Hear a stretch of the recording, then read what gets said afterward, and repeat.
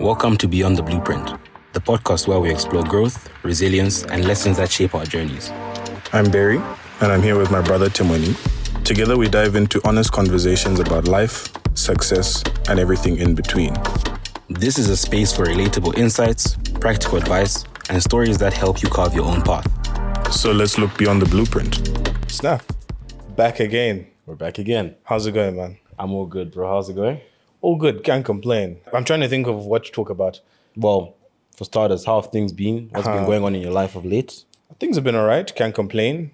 Busy as usual with work. I knew it. I was waiting to count if within the first minute you were gonna say the word work. How quickly I'm going to say the word work. I think it's a big part of our lives. We've already talked about this, so it's expected. Yeah. It's been busy. I started taking creatine like a week ago. Okay. That's great. Tell us about I think that. you finally managed to get me on. You finally broke him, guys. We broke him. So the thing is, we started our gym journey about the same time, like our working out and whatever. I decided to go like no supplements, nothing additional, right? Having started creating like a week ago, I wish I started earlier. Okay. That stuff is gold, man. It's It's gold. on another level. Like I'm much stronger. I get less tired. My recovery time is much quicker. I was thinking about this morning and I was like, we don't give any professional advice. Yeah. Always So have to make sure we stick this to is that. just our opinion, what we think, our experience. So nobody should be like, oh no, you were given professional advice. Honestly, I would recommend personally, but Yeah. I'm not giving it from a professional Yeah. standpoint. That's just a recommendation from my experience and my course. opinion. But yeah, overall it's been good. Yeah. What about yourself? I just How have you been? want to point something out with regard to supplements.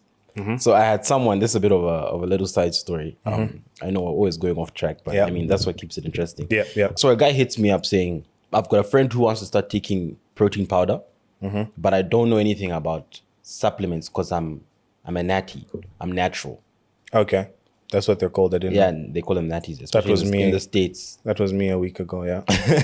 So then just to clear this out, I don't know, but no, I do know. Certain supplements, of course, creatine, protein powder being the most famous, are not steroids. They don't make you non-natural. Yeah. And I actually think it's pretty, and I've had a few people approach me and be like, I asked them, what do you take? And they say, I don't take anything.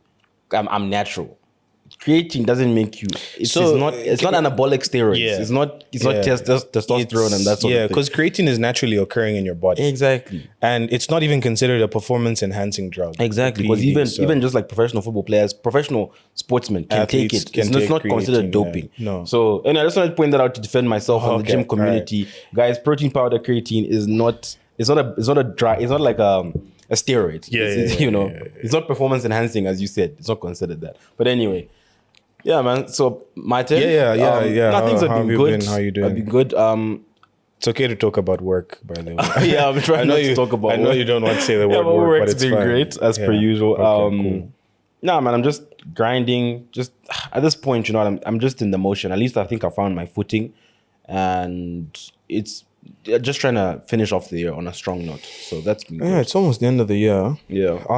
I don't have the exact date, but I think soon we'll be clocking a year of Beyond Beyond. the pod. Yeah, we need to check that. Actually, We need to check that. Yeah, But it's Okay. been so far. How do you think the progress has been? It's been exponential. I think it's been up and up and up and up. And the start of it, I was thinking about it. So yesterday I had a conversation. I know we're segueing. We keep segueing, but it's fine. It's fine. I had a conversation with a person who was asking me, why did you start? And I think Have we ever addressed that? I don't on know the if we've pod? ever explained that before. But yeah, you. So the history here is, and yeah, actually I said I would take this approach. Cool. Who put you onto podcasts? Dude. I don't know. I probably just like started listening. Okay, you know what I'm alright, saying? cool. No, I'm joking, man. You put me on. Okay, You put me on. alright. I remember you started listening first. Yes. So the interesting story is the reason. Have I ever told you why I started listening to You podcasts? never told me actually. So I used to sit in a pool office, and I used to sit next to a lady who used to hum. So she sings, like I think she sings at church or something like that. And so when she works, I guess it works for her, like to hum. So she should be there humming. And it was quite irritating. It made it difficult for me to concentrate as I worked. Okay. What I used to do is I would listen to music. But, for you who's like me, who consumes music heavily, Yeah. you get to a saturation gets point where you're just like, tiring. I have listened to too much music. All my playlists. So I needed an alternative. I couldn't really watch YouTube because I can't watch and work. Can't work. So I said, let me try out this podcasting. So I'm going to give him a free shout out because I think he's a really good podcaster. One of the first podcasts I actually started listening to was the VT podcast, Vusite Mbigwayo. Yep. And I think it was a really good podcast for me to start with because of how well he speaks, the things he talks about. It actually elevated, I think, my personality and the lens through which I view life. So fast forward, I think you also now start listening to podcasts along the way. First one, and which I still listen to heavily, Diary of the CEO. Okay. Stephen Bartlett. Yeah. Okay. So I now start talking about, I think I should start a podcast. I think I should start a podcast. I think I should start a podcast. But this, which is another part of this conversation, is how you and I somewhat complement each other, is I'm a stars should align type person. So I was waiting for the stars to align. I wanted my first episode to have cameras, lights, mics, and everything. And studio and everything. As like a studio is set up. And then you had also now started talking about starting a podcast. Yeah. I want to start. Yeah. And unlike you, you're more I'll just do it, an execution type of person. Yes. So you jumped in even if the stars weren't aligned. And you recorded an episode of your podcast alone. Which was supposed to actually be called the TKC pod. The TKC pod or something like that. Yeah. It actually dropped. I think there was a few people that had listened to it or some feedback. Yeah. I remember it was so funny because you had recorded it in like your room. There was a little bit of background noise. You could hear people walking around and a few doors banging in the back. I think I tried to get it so perfect. Like it was so choreographed, like I tried to. I remember having many takes. I'm like, shit, no, I messed that up. I need to start again. I messed that up. I need to start again. Which is funny because for our pod now, like it's pretty unfiltered. Like we just talk. It is. Right? So anyway, you then drop your first episode and I'm like, look, I had been talking about starting a podcast. Of course, I'm not executing, but you've executed. Let's just do it together. So that's essentially how, but I don't know, where does the name... So another thing that became apparent, sorry, just before we get to the name, another thing that became apparent pretty quickly was it's pretty difficult to talk by yourself. It is. That was another thing. That was another thing. Because I remember basically my episode was like an intro. It was like a 10-minute thing. Kind of explaining what my goal is, what I'm trying to achieve by doing this. And for anyone who's ever tried talking to a camera or to a microphone by yourself, you know how difficult it is, Yeah. Yeah, that was that. The name, Beyond the Blueprint? I think that one comes from the nature of the conversations that we tend to have. We're always discussing things. Because I remember actually, you and I have taken a few road trips together and we've done hyperlapses of our road trips. And people would be like, no, so do you guys just like record actually people thought we used to record our episode as we drive. Okay. Like, when you guys go on drives, do you just like record it looks like we're having that dialogue, Yeah. But actually would usually have a lot of these deep, meaningful conversations, if you want to put it like that. Yeah. We're just like, I think a lot of what we speak about, a lot of what we talk about is outside a blueprint, outside a structure. It thinks beyond. So let's call it that. Yeah. I don't think there's like an epiphany where you wake up in the middle of the night and you are staring at a burning bush and the burning bush says beyond the blueprint or something like that. No. But yeah, I think it's been a pretty good journey. Yeah, we've got over 1,000 cumulative listeners. Yes. I think that's a very big milestone. In under 10 episodes, we finally got the mics and the camera, the audio visual setup going. There's still a lot more to come. But I think it's been a pretty good journey. Many more guests as well. Many more guests to come. I'm sure there's some interesting conversations coming. There's some pretty interesting conversations in the pipeline. That I can't wait for. So yeah. How have you found it so far? Yeah, look, I think it's helped me achieve what I want to achieve, which is, and funny enough, it's also helped me in other areas of my life, like being more like my speaking. Like when I speak, even in meetings or if I'm presenting, I can feel I'm a bit more confident. I can feel I'm a bit more, like one thing that I noticed over time, as you obviously record more, is I'm a pretty jittery person. Like I'm jumpy, and I feel like even when I speak now, of course, look, it still pokes through, it comes through. I know no one's perfect, but I'm a bit more calm now. I'm a bit more composed. So I think it's really helped me, not just even for podcasting, but other areas of my life. But also it's helped me achieve what I think we were trying to achieve, is that we have so many deep thoughts, as you said, deep, meaningful conversations. Yeah. And not only do we want to put them on a platform, but also get other people's insight. Yeah. And as well, get other people to think beyond the blueprint. Because and funny enough, we're having a conversation with someone just before we started recording. Yeah. I was basically telling him that not everyone thinks deeply in life. I guess some people are just like living surface level. And they need to just like break through that and think on a deeper level, because life, as we all know, has more depth to it. It's got substance to it. Yeah. It's got substance, it's got depth. So I think it's also just getting people to realize that, because how many people have listened and have been like, wow, like how are you thinking on that level? Yeah. And it's to get people thinking on that level as well. And of course, it's one of the things that we might discuss today as well. So yeah, man, it's been great overall. I think we're supposed to ice break, but we've kind of already ice broken. Yeah. You did tell me you had a question for the icebreaker. We've kind of gone left. Maybe let's go back right. What was your icebreaker question? So my question was, would you rather know when you die or how you die? Yeah. So would I rather know when I'll die and how I'll die? It's a tough one. That's a pretty tough question, because human beings, I don't know if I've told you this before, and I think Trevor actually says it on his pod. Actually, before I get into that, Trevor Noah. Yeah, Trevor Noah. Sorry, yeah, I needed to, thanks. Yeah.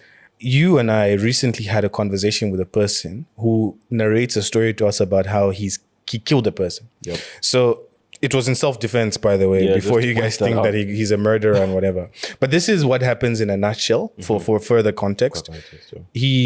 I'm a bit wary about saying where he's from but anyway. Yeah. He's not from Zambia. He's from another country. And but I'm sure immediately we spoke about murder. People already know. Like a country pops up. But anyway, country pops up. Carry on. But so he's in the car with his son, and I don't know. You think he's parked somewhere at a traffic light. At a traffic light. Yeah. And this guy comes and knocks on the door, like on the glass, with a gun. So he's like, give me all your money, give me everything that you have, whatever. He's like, yeah, cool, no problem. But anything, he wanted the car. He wanted the car, yeah. So then he says, I'm taking your car. Yeah. So he's like, okay, yeah, here, you can have it. But then he says, no, I need you to drive me somewhere. Yeah. Then... Wait. Let me just get that part clear. Did he... Who asked to be driven? I think the guy who's stealing the car asked to be driven. Thief. Okay, I was wondering. I think what he wants is a situation where... To get out of like that... Yeah, because that must be... obviously the traffic lights and everything. Yeah. Yeah. So it's a small car. It's only got 2 doors. And the guy who, jumps out of the car, his son is screaming in the passenger seat because now he's like scared out of his life. And he says, let me slide this. Yeah, he says, let me slide the seat forward so that you can jump into the back. But in the process, the guy who's trying to steal the car from him puts the gun down, like it faces down, and they then start to fight for the gun. So he goes for the gun. He goes for the gun. Yeah. And he says he puts his finger in the trigger. Yeah, between the trigger and the so that he can't pull the trigger. They fight for it, and he eventually gets a hold of it. And he pulls the trigger, shoots the guy, our guy shoots the other guy in the shoulder neck region. And eventually the guy, like he's basically called by the chief inspector, whatever they call him, to tell him that the guy has died. Yeah. So going back to your question, if I was that guy, would I want to know that one day I will be shot, or that's my way out? Like, I'll find myself in a situation. And I like that you added context, because I think it gives...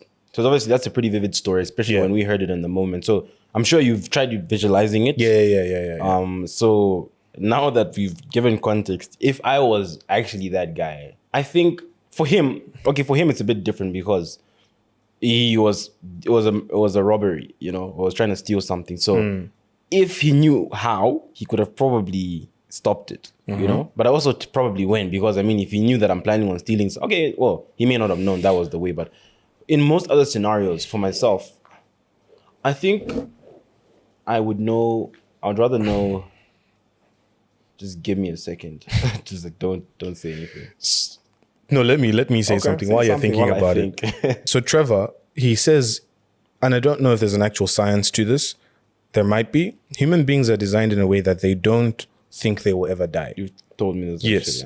And we are designed like that for a reason. We're designed like that so that we can continue breaking boundaries. We can keep trying new things.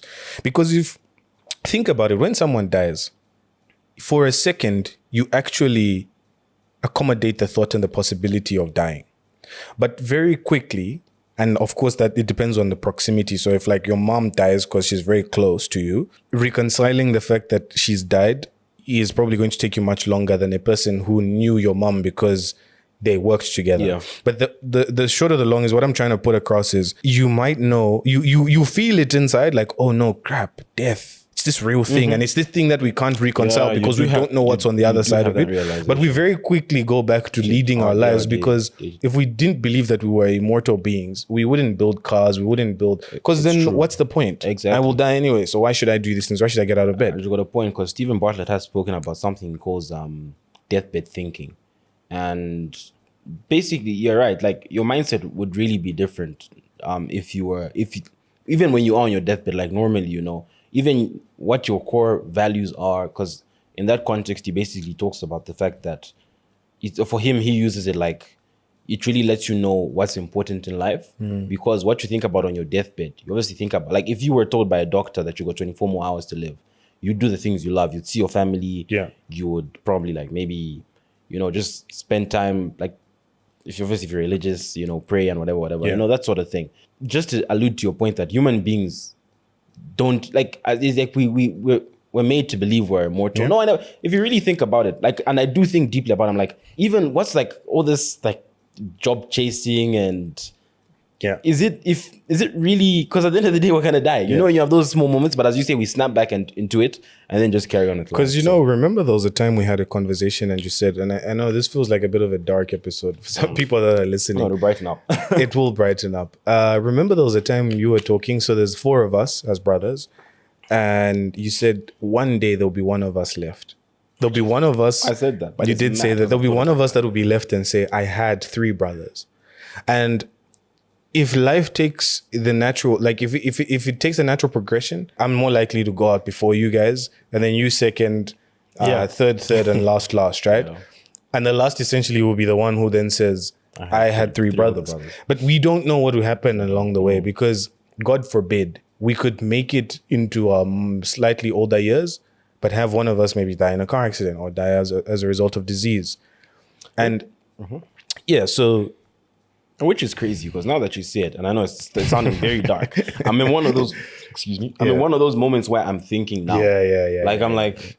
Because even when we say we'll die, right? We do throw the statement around, like, oh, I will die one day. But touch wood, God forbid. Touch wood, God forbid. I could literally drop dead like now. Right now, please don't do that. Touch wood. But even when we say we'll die in our older years, we never put a number to it. Like, we don't say, I will die at 90. Of course, because you don't know with certainty. But you can't put a date to it, because you don't fully fathom or accept the fact that death will be there at some stage. Okay, I've got an answer. Yeah. So, I don't know. Have you thought of yours? Yeah, I've thought of mine. Yeah. I look, human beings I know are emotional creatures, and a lot of things are much easier said than done. And anyway, that's the point of such controversial topics. It's I guess it's just to get you to think deeper. But I think if I'm going to think in a much logical way, I would rather know when I die. Yeah. Because if I know I've got 10, 15, 20 years on the clock, I can try and make the best of what it is. Because with the how, okay, let's say you're going to die in a car accident. Yeah. How many times are you not going to get in the car?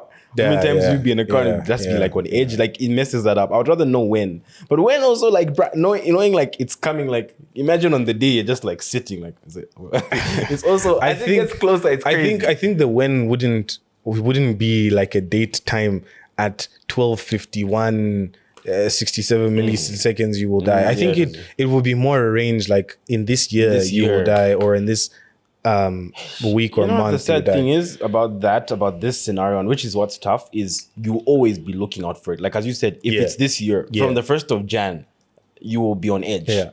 But even with knowing how, like if they say, for example, it's in a car accident. Yeah. Every time you get in a car, you'll be on edge. It's brazy, man. But I think I'll low key. I think I hate the fact that people are going to hate this, but I was thinking the same way you were thinking, which is logically, I'd rather know, because then at least I know between now and then I can like live my life carefree, not carefree, but like to the fullest of my capacity. Knowing, as opposed to, if I knew that I was like, and it goes back to the same thing you were saying. Logical. If you knew that you were going to die in a year's time, Why would you be chasing that promotion? Exactly. Why would you be trying to start that business? Like, I probably wouldn't even be saving my money. Like, Probably doing there's things I obviously like love. the prudent side of things, which is that if it weren't guaranteed that I would still try and save some of my money, but I'd be traveling, I'd be going places, doing the things you love, all the things you've been putting off and procrastinating. Exactly. Try to get them done. And then the other side of it is the Christian side. I'm not saying that I'll live a sinful life and then suddenly repent, but I think it allows me to be in good books with the Lord. Just before it happens. So that's I think my answer is the same as your answer. Logically, I would rather know when I'm straight up, man. when Straight I'm kicking up. the bucket. Anyway, let's talk about the fact that the culture, basically, like what you become in the future as a person, is that always from, not always, but is it mostly from your parents or from your environment? What do you think? so this was a very good one. So this was actually some feedback that we got from someone who said, I'd even told them that we're going to try and break this one down. A lot of us as people, we live our lives and we exist. And then we've got principles and we've got ways that we lead our lives based off a whole host of reasons and a whole host of things, right? But those principles that we have, how many of them are as a result of our parents and others that we've picked up along the way or others that we've just developed ourselves? That's essentially what the conversation was between me and that friend I'd of like mine. to just open up with a little something I know from, my little biology from high school and obviously listening to some of these like podcasts and stuff. There's what they call nature and nurture. I don't know if you've heard about that before, but nature is Key thing is ensuring the fact that one is nature and one is nurture. Thank you very much. I'm not saying the same word. Guys, because like brother and sisters. it's mad for dirt mixed with water, and mad for a person who's not sane. So there's a difference. There's mud and there's mad. But nurture and nature. So nature being basically your environment, things that affect, like you need to realize as humans and how we develop and as organisms, not just human beings, there's the nature side of things where your those are things that are basically encoded into you, Okay. So a baby cries from birth, like pain. When you feel pain, you cry. No matter what psychological, I don't know if you can tweak with someone, but even before, from the time a baby is born, they're born crying. That's inbuilt in them, that when they're in an uncomfortable situation, when it's pain, they cry. That's nature. Nurture is the things and habits that are basically imposed on you based on your environment. So to steal the mic quickly on that one, apparently, I can't remember this fact fully, but apparently the only fear that is taught, the only fears you're born with, I think, is the fear of heights or the fear of falling or something like that. And every other fear is taught because, I think that's kind of it. No, it's true because even if you think, I always think about this, like imagine you were born and snakes, like people are just handling snakes. Like every day that you live with snakes and you sleep with snakes. You wouldn't be, and we see this all the time. You see those videos of babies once scared of snakes. It's a fear they're taught over time because of what's going on around them. It's funny, I had a conversation with someone else and they said, this is another powerful thing about podcasting. Sorry, I just want to throw something in that's just, we have these conversations and I think people that meet me, this is part of where my curiosity comes from, my childlike curiosity. I will keep grilling you and asking you questions.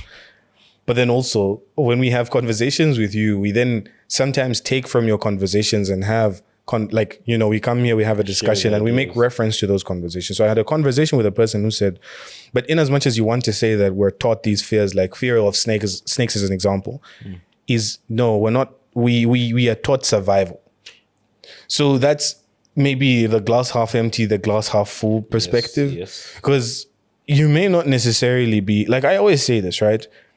I'm not necessarily afraid of lions. Like if a lion was not, wasn't a predator, it's not going to attack me. Funny enough, I don't know why we're both thinking of lion. I was about to say the exact and the other example I have is like a croc. Because I remember the one time we went to the croc farm, Livingston, were looking at the crocs and whatever, and one of these just snapped its jaw, and that thing is so loud. And we ran so fast. But like, you get where I'm coming from, I get where right? you're coming from. Like some are, and I guess that goes back to the nature aspect of it. Some are survival. So again, there's obviously something inbuilt in us that, I mean, you see one guy approach a lion, gets eaten. You see two guys, you eventually be like, stay away from that thing because I don't want to get eaten. So I guess that's a survival aspect. The only organism. Stay away from that thing. The only organism, the only like animal that I know that's like doesn't that is like the dodo bird, where it like purposefully kills itself. But anyway, going back, so that was just a bit of an insight in like I guess the mechanism built into us about like what we adopt and learn over time, and obviously some things that are inbuilt that we get from our environment. Yeah.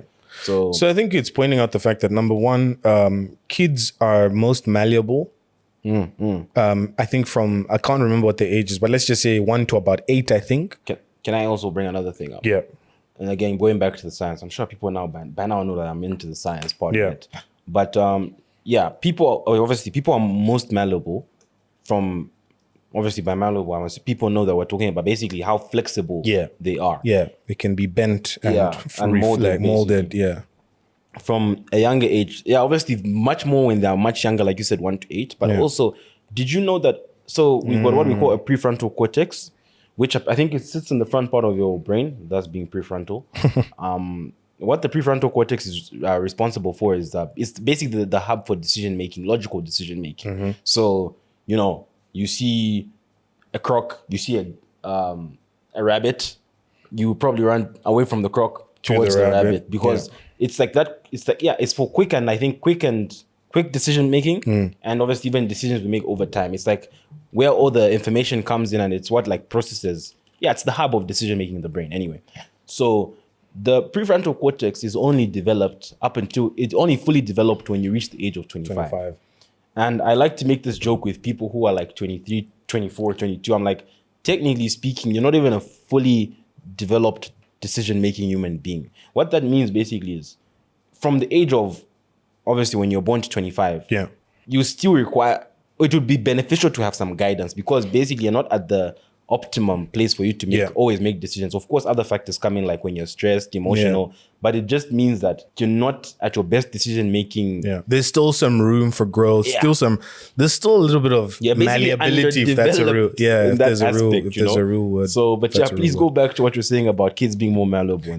So what I was going to point out is that kids are more malleable, therefore flexible. They can be molded quite a lot today, and that's why it's important. Now, we've never been parents before, but it's important, I think, as parents, if there's any parents that listen to this, to really try and engrave, I think is the word, certain, or to there's a word I'm looking for, to basically get your children to take on certain principles from a young age.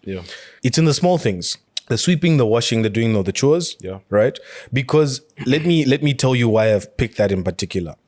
There are certain things you do that when you get to a certain age in life, when you're much older, you still do them because your parents would tell you every day, don't go to bed without washing dishes. Now, that doesn't take away the fact that people still, at some stage when you live in your own house, your own roof, you pay your own bills, you make the decision. So if you want to leave the dish in the sink, bro, it's not like your mom's going to walk in and be like, excuse me, why haven't you washed the dishes? What did I tell you 20 years or 25 or 30 years ago? But the point is, there are then certain things that you keep doing because, and this is why you hear people sometimes say, I am like this because of my parents, right? And then people make these jokes and say things like, when you get to the age of 30, you can't keep blaming your parents. And I think we should go into that later. I hope you both remember.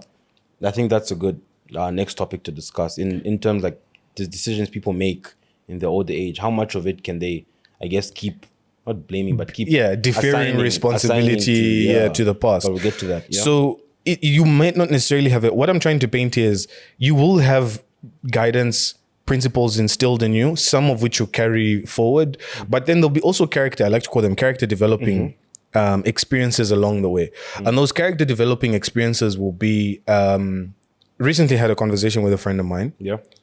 She meets her old boss. I hope I'm not going to get in trouble for telling this story. Look, if even I can't put it together, I highly doubt a stranger is. So she meets her old boss. Her old boss says... How many people met the old bosses? I don't know. Carry on. And she tells her boss, her old boss is like, do you have someone that you can recommend? We've got a position that's opened up. So she recommends the person, and that person goes and acts funny in the new role. And I think she's threatening, she might get fired. She's on the verge of getting fired. But then she then meets her boss after a couple of months, and her old boss, sorry, and her boss tells her it was very disappointing, your friend performed, blah, blah, blah, blah. But then she apologizes and she's like, no, don't worry about it. I know you were coming from a good place. You weren't necessarily, it's not like you set us up to get a person that's not that's good, messed right? up, yeah. And she said, I'm never recommending anyone. And I told her, you just had a character developing moment. Exactly. So that could potentially be a principle that she carries with her. Yep. That's the nurture. Which is her having experience. It may not be that her parents told her, don't go recommending people.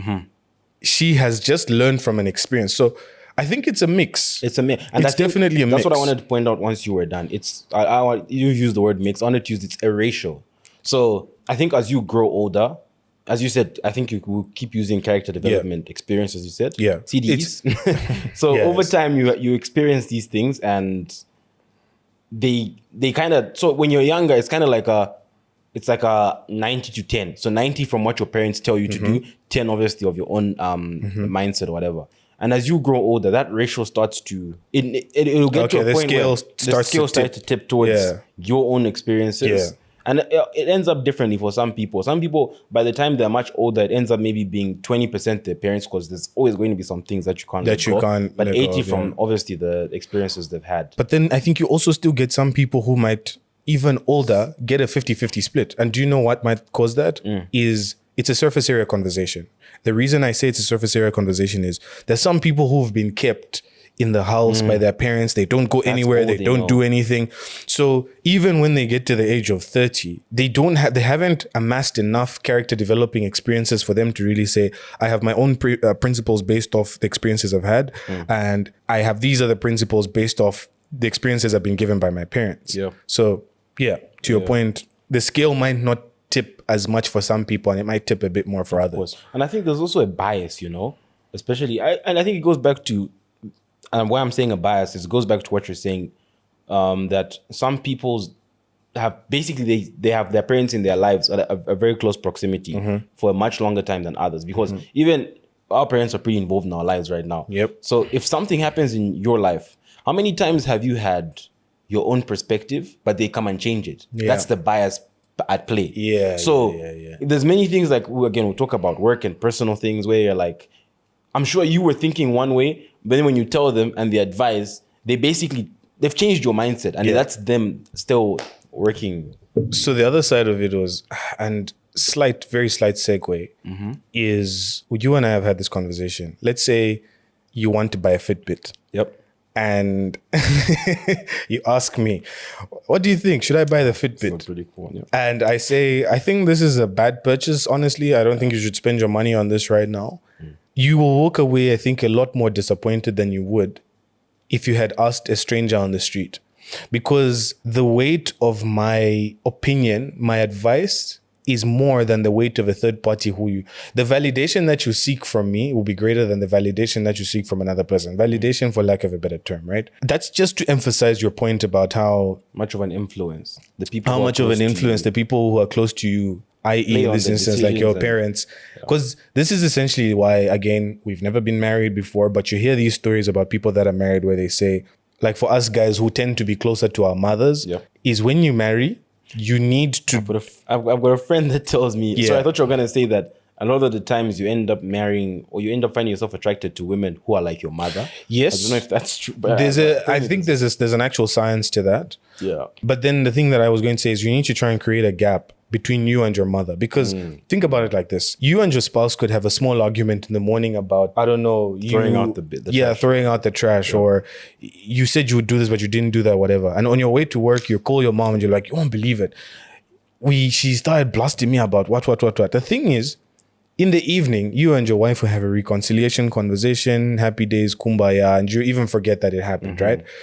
Your mother, on the flip side, will not forget. Won't forget. A year, 2-3 years later, if she does something similar, she'll make reference to that experience and be like, even that year you did this and you told me about it and what. And I don't think you want that, right? No. Going back to the parents and influence and everything. And I think this is essentially why, to some extent, and it's probably rich coming from us, you need to detach yourself from your parents at some point. Yeah.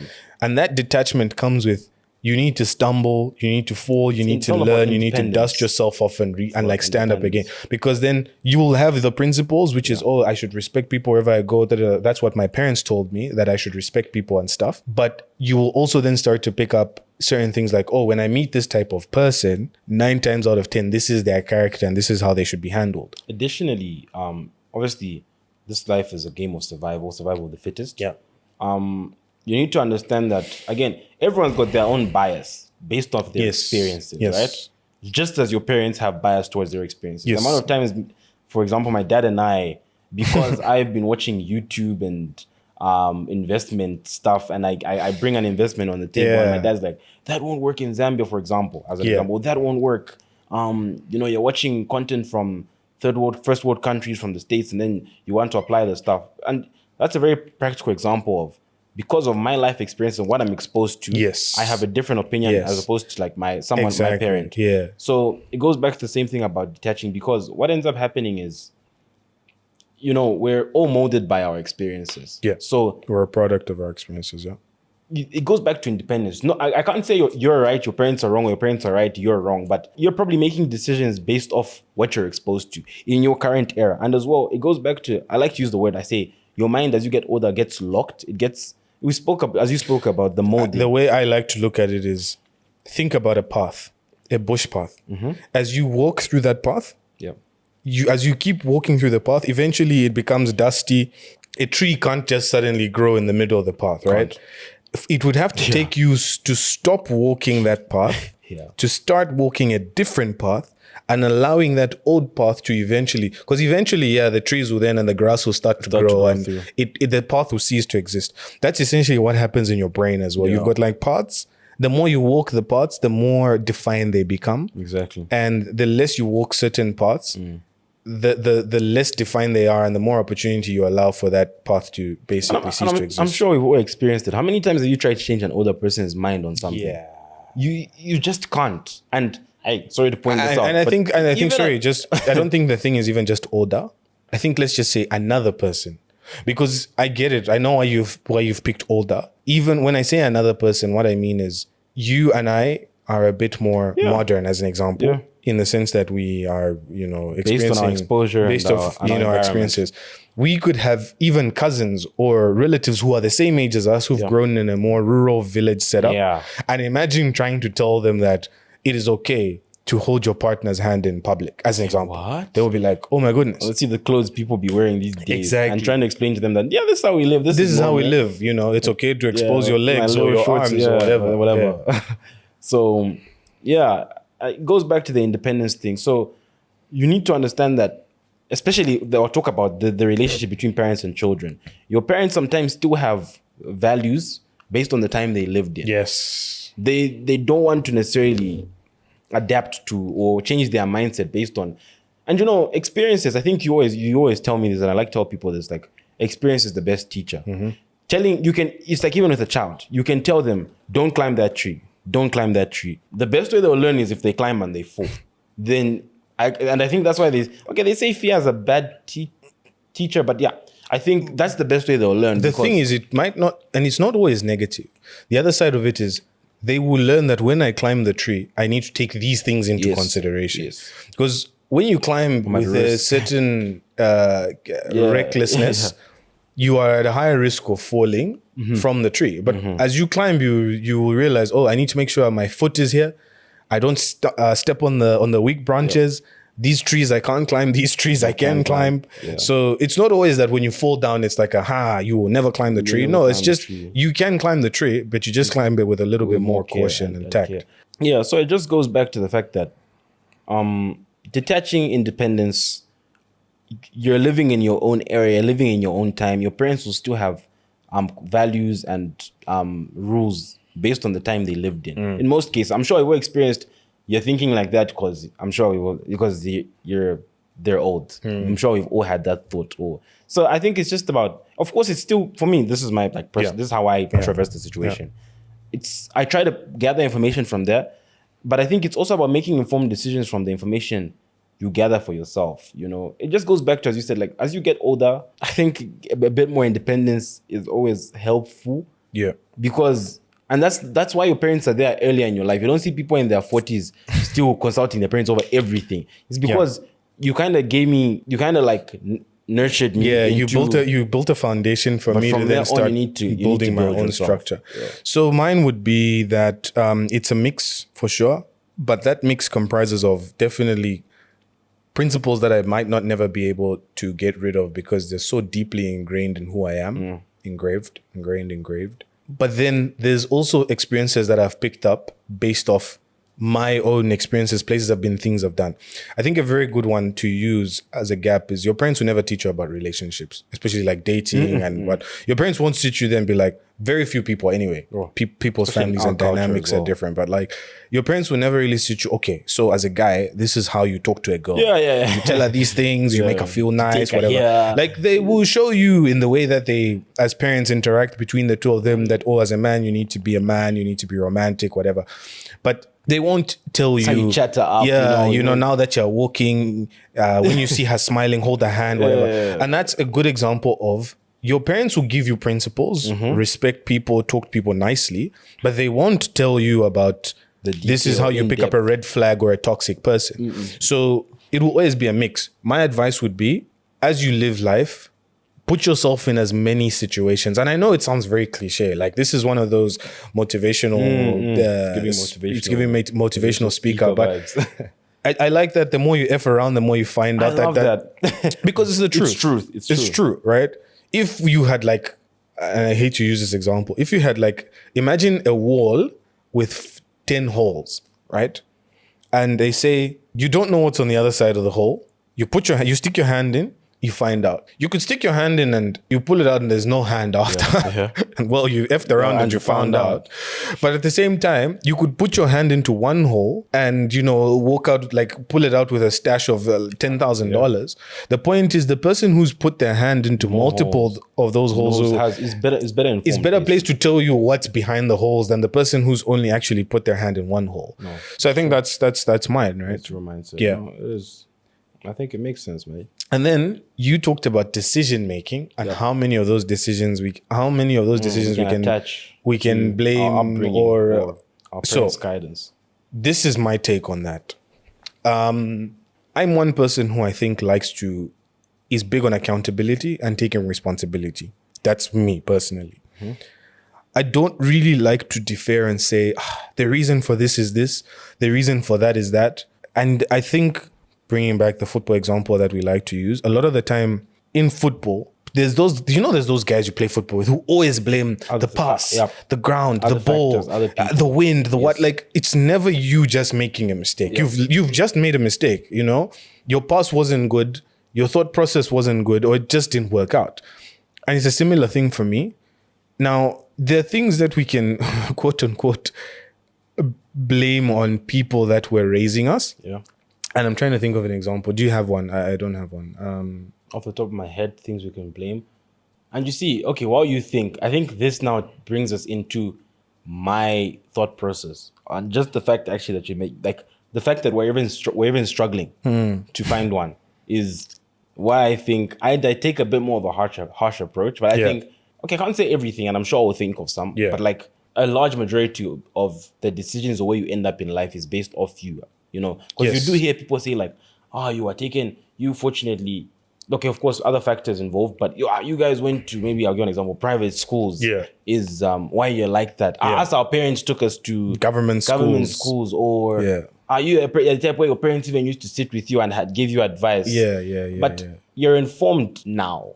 And this is another thing I want to point out, which is very important, is I've got a person I'm always very close to like revealing. That's why I'm like stuttering. But there's a person who told me that even just being informed is a privilege in itself. Yes. Which we undermine. Because, I think about it, right? Like I was thinking about it recently. I was looking at financial investments, right? And I was looking at a few, like I was doing a ChatGPT search on, Is this in connection to, was that your Twitter post where you said, I have the ability to understand and break down? No, actually it was, because there was a financial statement I looked at. It's not Twitter, it's X. But, there was a financial statement I looked at. This is one of those things we're talking about. It's deeply engraved. I just can't give up. Yeah, you see, it's Twitter in your head. Yeah. But I was looking at a financial statement, and obviously I could understand a few things. But yeah, I was doing a little research on financial investments, and I was thinking in my head, because again, I like to look, and again, even this in itself, and this is now we're thinking beyond the blueprint, is a privilege in itself. I like to think that there's a spectrum, right? And I don't know. I've been. I don't know if I can say I believe the richer people, the most successful people in life, I always like to use like Elon Musk, at the top of this spectrum. Like they're exposed, their minds are like they have a certain view of everyone else, because they like have a certain view. They see things from a certain view. They see from top down. Top down. I like to believe most of us are like in the middle. There's some things we do see and have exposure to, but there's things we still don't know. And it always goes back to, you say, the unknown and the known unknowns. So you have your known knowns, your unknown, is it known unknowns, and your unknown unknowns. There's things you don't know, you don't even know. Yeah. And that in itself is a privilege, because there's people, again, like in rural areas, that blind spot is much bigger than your blind spot. Their blind spot is much bigger than my blind spot. But some people don't even know these things I don't know. So what am I trying to say is, for a small proportion of people, I do believe they should blame their parents, because now I'm looking at it in terms of success. But like, for you as a person, at a certain stage, you have enough information and you're equipped with enough tools. I was telling like a person, I was telling them, do you know, I asked him, because he was on the side of like, no, guys, it's even a privilege. Like, some people don't even have like, and I asked him, do you know that you can study like a degree, even like on your phone, like online? And he says, yes, I do. I said, but you should continue to blame your parents for that, for, I guess, your laziness. A lot of people are equipped with these tools. How many people know that, and I'm not going to get into it, education is beneficial? How many people know that saving is beneficial? And it goes back, and that's what I keep telling, even like, there's someone I like calling my mentee. I don't even know if he watches the podcast, but I like calling him my mentee because he comes to me for a lot of advice. Okay. And I like to, I've got a guy. All right. Reaching advisory level, bro. Hey. Yeah. So usually, because he's trying to start a business, and like a freelance thing. I can't wait. You should tell me who this person is after. More about it on the side. Yeah. But he comes to me a lot for advice, and I share that sort of thing with him.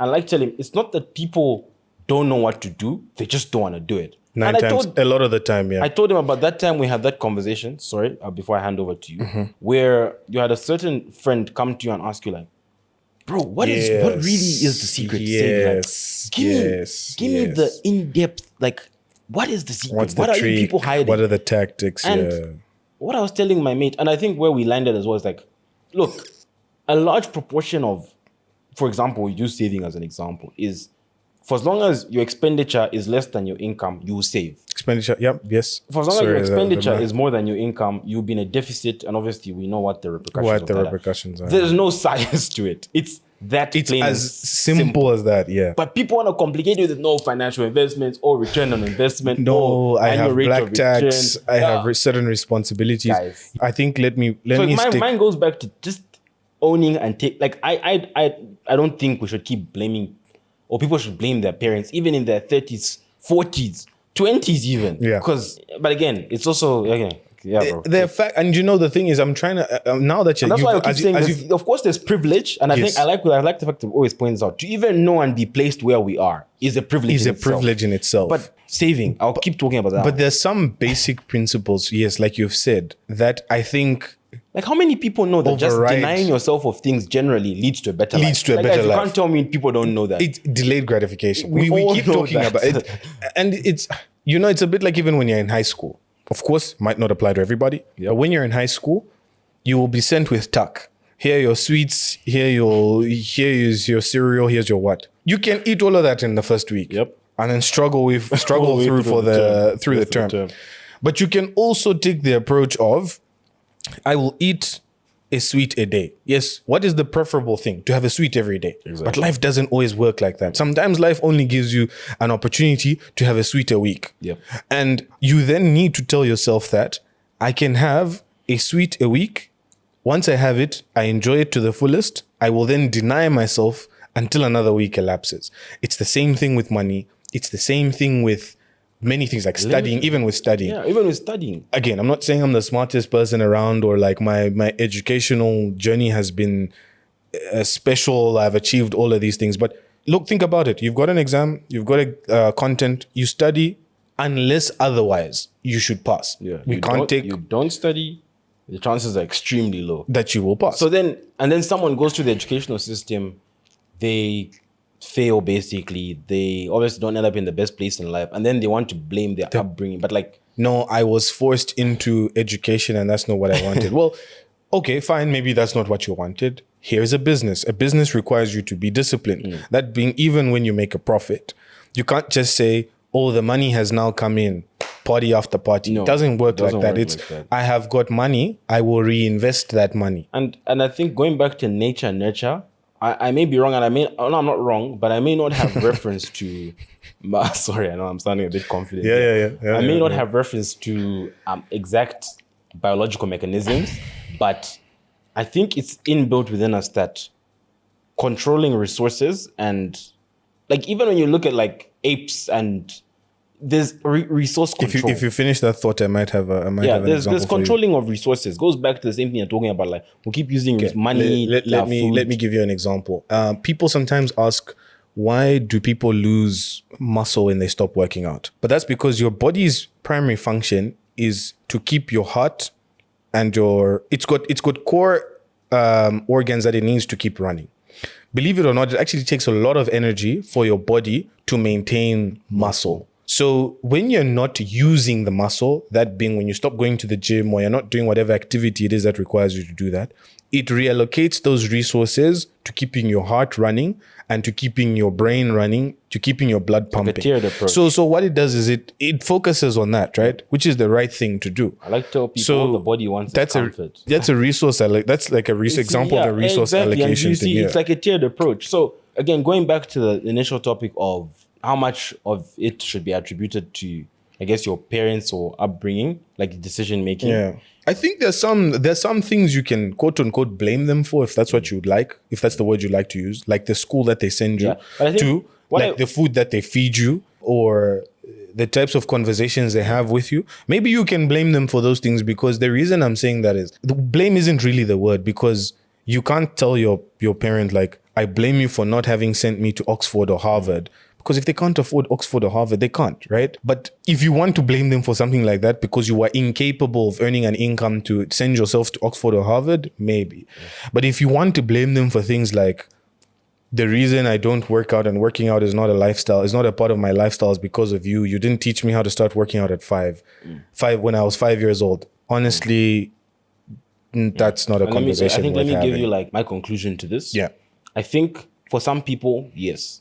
There's some people in like crazy deep rural areas that aren't even exposed to like the information that we have and don't even like think about these. But even then, can you really blame your parents? Because it's a circumstantial thing. Okay, and that's why I say very, very small proportion. Actually, even those people, I count them in. What it's about at the end of the day, I think, is leveling up. I think we've always spoken about this. You want to take over the baton from your parents here. You want to run your race and hand it over to your kids here. Yeah. And as the kids are your for kids as well. For the people that can't see, the scale, he's basically, hands are, at the bottom, and they move up. And then you move it up, and you keep pushing that bar further up. And for me, I think that's how I like to summarize even like as we work and do all these things in life, try to make careers, try to build careers, try to make businesses. Of course, if you obviously for most people's are gonna have kids and obviously pass on their wealth or whatever. Yeah. It's to pick up from a certain point, and you just want to contribute to your circle and build up such that I think that's what most of us want to do. That's why we work hard, isn't it? Yeah. And I think this is counting in your point. If you start with a 1 hectare farm, your level up should be to move up to 10 hectares, 20 hectares. Because you can sit there and keep blaming the people that left you that 1 hectare and said, no, the reason I don't have 5 is because they only left me 1. Well, they only left you 1. The question is, what are you going to do to get yourself 2? Exactly. And that's why I think it goes back to everyone knows what they need to do. If I run a survey and I ask people, education, good or no? Good. Being saving and being prudent with your finances, good or no? So we all know. And people will always say, I think on the financial part for me, the reason why, and I know this because there's some people that listen to this and be like, He's single. He's in a relatively good job. He's still got his parents to support him. No. Decisions. Decisions. This is sorry. Let me just say something. I know this is getting like pretty heated. And again, I tell my people, some to my like friends and everything. I tell them this, and now I will look at the camera. Look at it. Tell them. A lot of the decisions we make, or like the consequences we face, are from the decisions we make. Yeah. And It's not rocket science. it's not rocket science. Some things are. It's not your decision. Like, look, if you end up in an accident, of course you can get into it. Or if you get sick, or if you get some of those things, of course, we'll accept. Yeah. But like, and I'll put this one on the table with like pretty strongly. Without fear of contradiction. Without fear. And I want having kids. This one about kids is a decision you made. Did you decide? This like, guy. I'm not even gonna get into it. But like, Controversy. guys, for you to get to the point where you have kids, it's not a mistake. I like to say this because I don't know if it was you who said this or it was me, but like with risk, there's reward. Yep. And I like to give this example. When you drive a car fast, there's reward. You feel good, you feel cool. What are the risks? You could end up in an accident, things could go bad. Yeah. When you indulge in certain activities, there's definitely reward. Yep. What are the risks? Yep. It was because of decisions you made. Yeah. And because if you abstain, as an example, I mean, unless it's a Mary Mother of Joseph arrangement, you're not suddenly going to end up with a kid. Exactly. So especially on the kids one, but overall, the situations we find ourselves in, because just saying a lot of people probably point out to the privileged, especially Yeah. So the thing that I wanted to say is, and it's going to sound very cliche, is it has to take you thinking beyond the blueprint for you to start. And the reason why I'm telling you beyond the blueprint is because when you work in the mining industry, for example, there are certain thought processes that people have in mining. You know, you can never become rich from your salary. Borrowing is part of. It actually reminds me of that funny thing where people were drawing like heads, like an outline of a head, and then they're like, what a miner thinks, and then there's just like salary, whatnot, what bankers think, you know, Mercedes-Benz shared house and whatever. The stereotypes. The reason why I'm saying this is thinking beyond the blueprint is you just need to try it. As difficult as it is, it starts off with you just saying, from today, I'm going to get whatever pair of shorts I have, whatever shirt I have, and whatever pair of shoes I have, and I'm going to walk a kilometer. You might not even walk that kilometer because it'll be painful. Yeah, let's shift the conversation away from finances. Yeah. But like you get the moment you start with 1 and then 2 and then 3 and then 4, and before you know it becomes a lifestyle, and your whole life would have flipped over, and you won't even be able to point at when exactly you made that decision. You won't be blaming people or blaming a third party or a third thing for why you can't do what you want to do, which is the same thing as a finance, right? Some people are going to bash me for saying this. Maybe you need to stop indulging in alcohol. Yep. Maybe that's the thing. Maybe you need to stop indulging in certain outings. Sometimes you might actually just need to say, no, I will not come. And it's, of course, that's a tough decision. It's a very difficult decision to make. What you want is to go out to be with your mates, have a good time, have a laugh, you know, make some memories. But if you keep finding yourself at the end of the month having a deficit and you having to borrow to bridge that gap, then there's something in and I'm not taking away the fact that there are also just certain life struggles, like the cost of electricity, the cost of water, the cost of transport. But I think there's some people who are beyond a certain point, who are at a certain point financially, where their needs can be catered for and there can be some excess. It will be painful for a year or 2 or even 3 or even 5. But once you get over those 5 years, you've got no one to blame. Exactly. You will be the one saying, and you know what's so interesting? A very good example is school. I remember one of my lecturers used to say, when you fail, you like to say they gave me this result. When you pass, you like to say, I got this result. That shows you that even when you achieve certain things, when you study, when you save and you buy that car, you attribute it to your 9 times out of 10, you don't say, it's because my parents have created this structure that has helped me to achieve this. Exactly. You will say, I was disciplined 100% of the responsibility. and I am the one who did this. You know, it was tough. I had to deny myself. So you see, that's a very practical example. So, you know, let's look at the other side of it. Should you really be blaming other people? Exactly. If when you do good things, you always attribute it to yourself and your hard work and the things that you've done? Another thing with regard to this topic is a very simple thing. You can't have the cake and eat the cake. You just need to realize that. What that basically means, just to break it down for the people, you need to. It's about sacrifice, basically. Yeah. If you want to have certain things, other things have to go. Some things have to suffer. Of course, for most of us, if you've got and I think it goes back to resources are limited. Like, and this I also use time here as well. I was going to say time is the perfect Let's one not to even use talk there. about my money. About for now. money, yeah. But like, if you want to achieve certain things, you need to understand that you won't be able to do other things. You only have 24 hours within a day. It's just what it is. Everyone has 24 hours within a day. So you can't both go to the club, or if you're going to spend a lot of time going out from 2 in the afternoon to whatever time, when you could have been doing something else. Yeah. You need to realize that one has to give. Yeah. Because even now, we're here sitting in front of microphones. There's something else that we could have been Sunday doing. morning, bro. It's Sunday. The We could time have we been got up to get this done. We We could have been in bed. And we appreciate you guys for taking the time guys, to thank you listen. very We much. really No, appreciate it. Thank you very much for not complaining. If anything, listening to this podcast is a very good action. Is It's, it? it's an amazing. You see, you guys, you're already taking the step. Share Exactly. this information with other people. Tell them, Yeah. guys, use your time to listen to productive stuff like Beyond the Blueprint. And the interesting thing is, this is one of those things that you can do while you do another thing. You could have Beyond the Blueprint playing on your TV as you tidy up, or as you work, or as you take a walk, or as you run. But the point is, the fact that you're taking the time to actually listen to this, something else is quote unquote suffering. Yep. So yeah, man, I think we've broken it down pretty well. We've tried. I hope someone's taken something away from these are that. those topics where you could just keep You can keep going and going and going. I agree. But for me, I think the caveat to what I would like people to take away, especially from this last segment, is you can't have the cake and eat it. And people know what they need to do. Yeah. They just don't want to do it. They just don't want to do it. You know, that's Or it's even like- if it's like, I yeah, think, so or even I- if not want to do it, they're just not. willing to take that Yeah, they're step. just not willing to take the step. Because it's like the fitness one is a good one you brought up. People like to come and say, and this is I like people want to get caught up in like what diet, how do I run, what do I and this everyone knows you exercise. I have a friend who I'm going through under the bus. I asked her once about running, and she said, "I don't know how to run." I'm like, "What do you mean?" She's like, you were running when you were younger, so you like know how to breathe and whatnot. Come on, guys. Excuses, My friend, excuses. just start running. That's what you call an excuse. Just start running. Yeah, man. So we all know what we need to do, guys. We all know what we need to do. Yeah.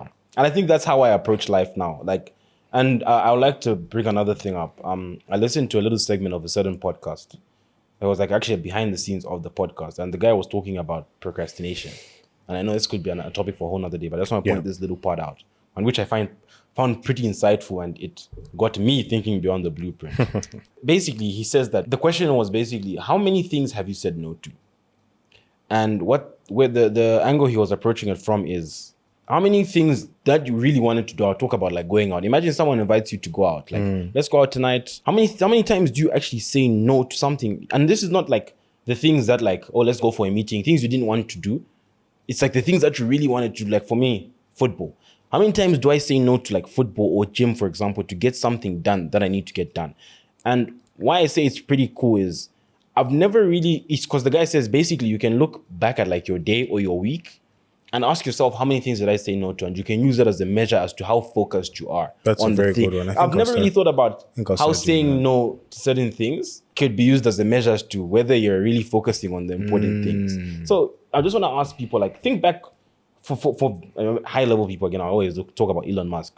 Could be a day, but for us, we rarely have to make a lot of big decisions. In a day. But look back at your week and ask yourself, within this past week, how many things did I really say no to? When I was asked to go for the chill, did I say yes or no? Yeah. When I was even asked to watch a when movie, I just had that temptation to buy a drink, did I say? Did I say no? Did I say no? And I think I've been or looking to at buy that food. Did you say no? And then I just add another little cool thing.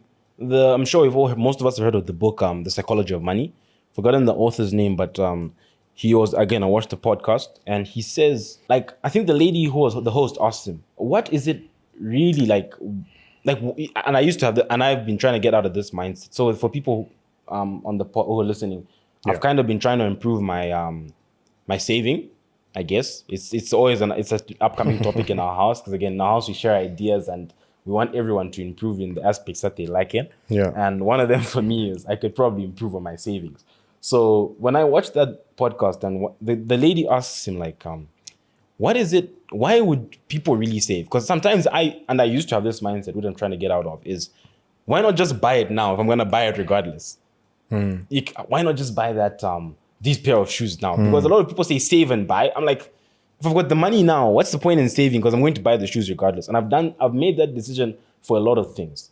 But what the guy says, the author of Psychology of Money, he says, when you save, what you're basically doing is obviously says dollar, but every kwacha dollar you save is time of your own that you're owning in the future. You're banking time. You're banking, and as you and I both know, money is options. You're banking options. Yeah.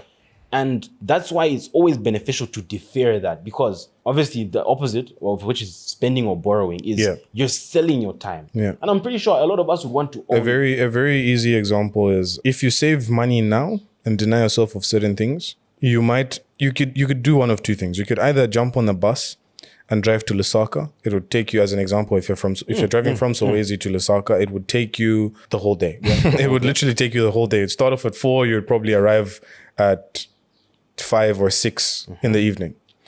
If you've got a car, you could save your money and put fuel in your car and drive to Lusaka. I'm gonna flight, but yeah. Hold on, I'm getting there. Okay. And it could take you a slightly shorter time, because obviously on a bus it stops at every town to try and pick up more people. It's not going to overtake or do anything. It's going to drive at a certain speed, right? Or you could save your money and jump on a plane and be in Lusaka in an hour.